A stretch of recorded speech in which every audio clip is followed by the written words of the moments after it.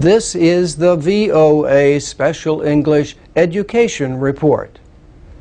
In May, an international conference took place in Dakar, Senegal, to find new ways to get and keep girls in school.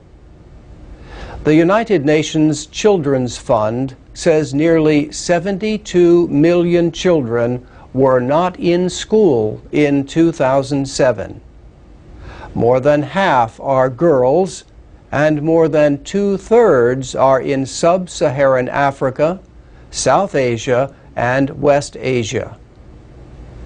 School attendance has improved in many areas, but the head of UNICEF, Anthony Lake, says, unless we all work harder, there may still be 56 million children out of school in 2015.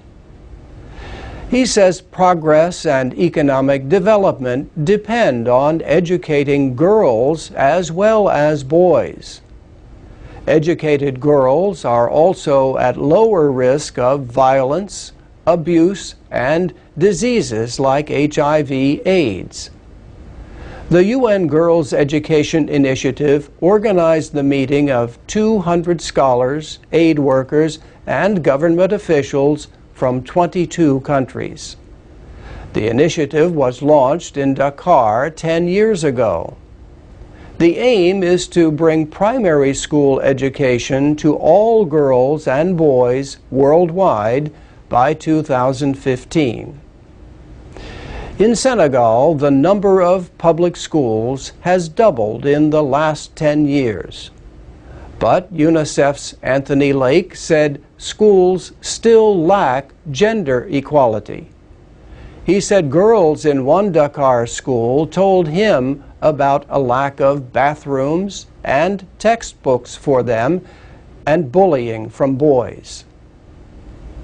The conference centered on three main problems to getting and keeping girls in school: violence, poverty, and poor quality education.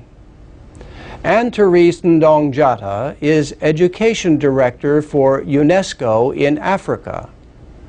She says donors are giving a lot of resources and civil society groups are working on access to education.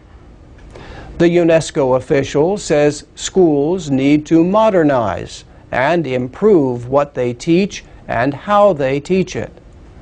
For example, she says schools should teach African children in their native languages, not just in English or French. To stay in school, experts say children must consider their education useful, and so must their parents. May Rihani from the Global Advisory Committee of the UN Girls Initiative gave an example from a life skills program in Mali.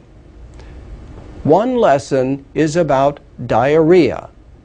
The idea is for children to go tell their mother what they learned. May Rihani says the mother would recognize that this education is important to her and to her family and would want the child to continue to go to school. And that's the VOA Special English Education Report.